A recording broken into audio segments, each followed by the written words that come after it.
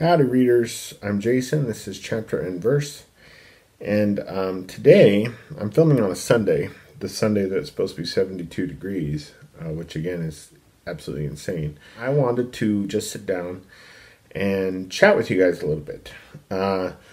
So to start, I want to let y'all know that this video is primarily addressed to those of you who watch Booktube and subscribe to channels, including maybe this channel, and who have thought about starting channels of your own, but maybe you feel apprehensive about it. Maybe you're not sure that you'd have anything to say, or maybe you're kind of worried about the technology side of things and whether or not you'd be able to get the hang of editing software or what have you. I imagine there are lots of reasons why people who would like to start a channel don't start a channel. I just want to let you know that that I myself regard any reason that gives you pause in considering whether or not to start a Booktube channel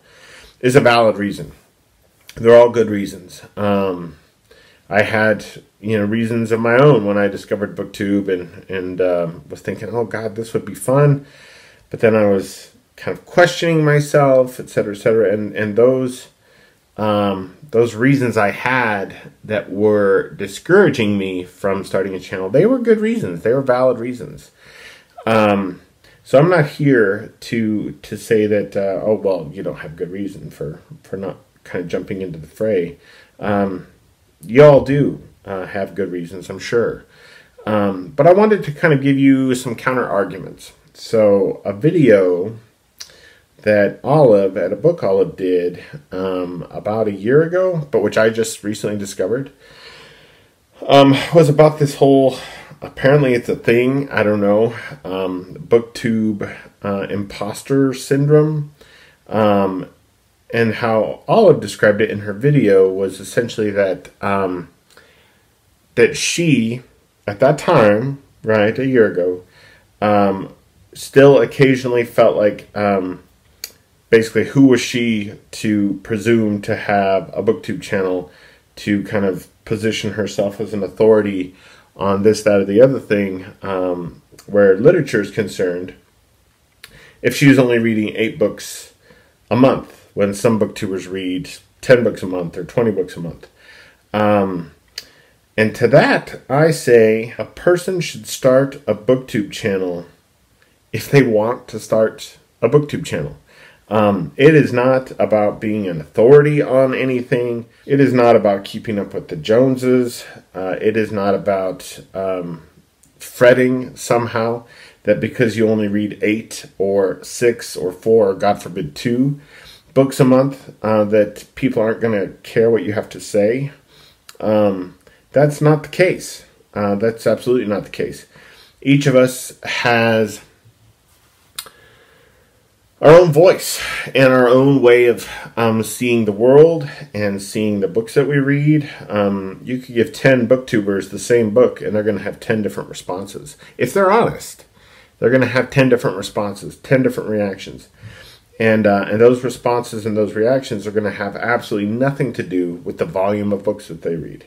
If you read and you love books and you want to share what you think about books in the hopes that there are other people who are going to want to engage in dialogue with you about those books, then by all means, you should seriously consider starting a channel. There will be people who admire your channel, who feel empowered by your channel, no matter how technically kind of proficient it is, no matter how amateur it might seem as far as the production side of things goes.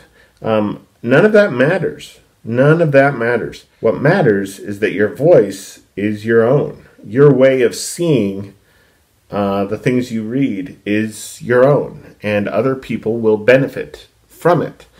And you'll have fun with it, and other people will find the courage within themselves, maybe, to take that plunge and to start a channel of their own. So if that's been a reason of yours, right? If you've been wary about starting a channel because you don't want to seem like an imposter, because maybe you're a slow reader or something like that, that doesn't matter. It doesn't matter that you're a slow reader. In fact, I'm of the view that if you're a slow reader, it means that you're likely a more careful reader than somebody who reads 20 books a month. So you've got that in your favor, actually. And if you're someone who has been commenting on this channel or other channels for some time, your channel will be launched with an audience at the ready. I mean, when I started this channel, I had only been watching Booktube for a matter of weeks and had left maybe a half dozen comments on any videos. But I just wanted to get into it. I just wanted to see if I could do it. Don't be nervous about the technology side of things. I mean, you can do as much or as little editing really as you want. I only edit to edit my anxiety out of the video.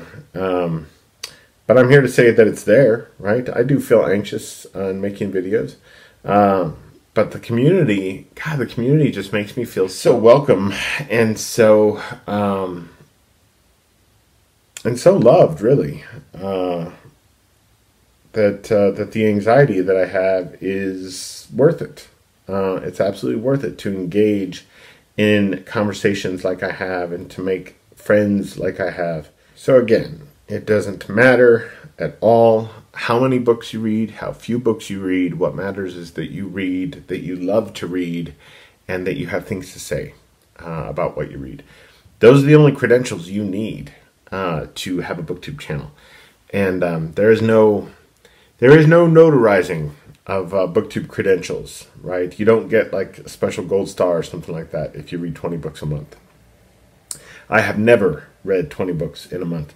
I will never read 20 books in a month. I've got way too many things going on in my life to allow me to read 20 books in a month. And if you're worried about having enough kind of original ideas for content, and this is a concern that was floated recently in a video from Beth at Beth Chats Books, I would just say keep a notebook, right? Like whenever you have an original idea for a video, write it down and keep all of those ideas in the same place, right? Like make a sheet, keep a notebook. I've got a notebook right here where I keep all of mine written down. When you see a tag video that you like the looks of, that you would like to do sometime, add that to the list. But keep a list.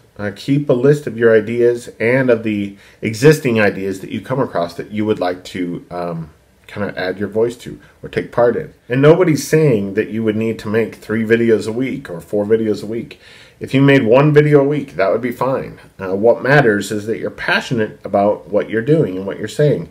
If you are, then other people will respond. If you decide to start creating content, don't be worried about subscriber counts.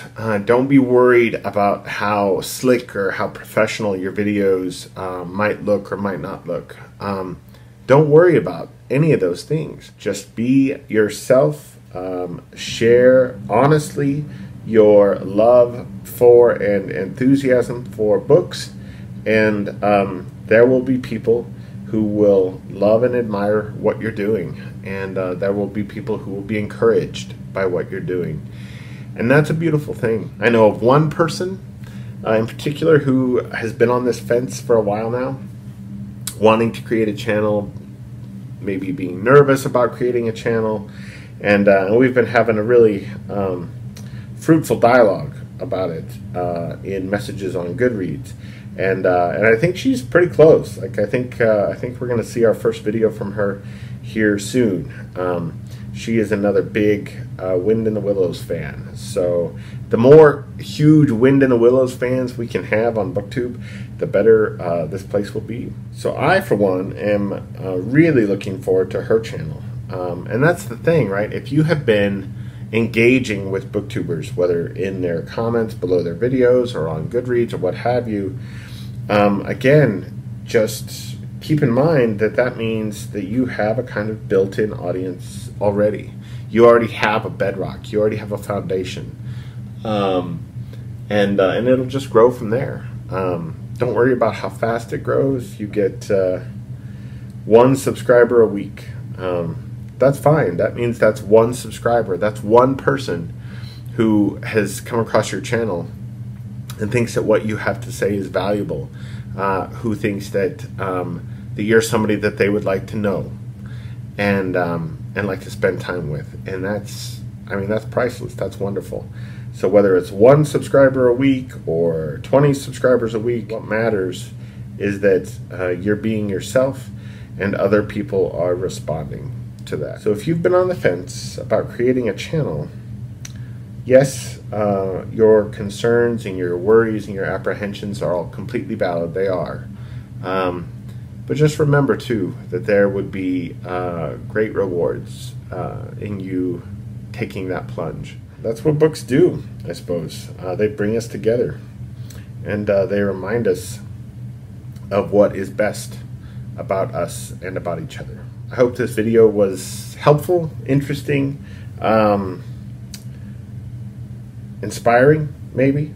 Let me know what you think in the comments below, or send me a message on Goodreads. And yeah, I'd love to chat more about all this with some of you who have been on that fence and who are maybe wanting to dive in, but who have been a little worried about it. But even if you decide not to start a channel and just continue just watching and occasionally commenting, know that even if that's the case, you are cherished by me, and that you watching is a big part of the reason why I make these videos at all. So I will talk to you guys again very soon. Adios.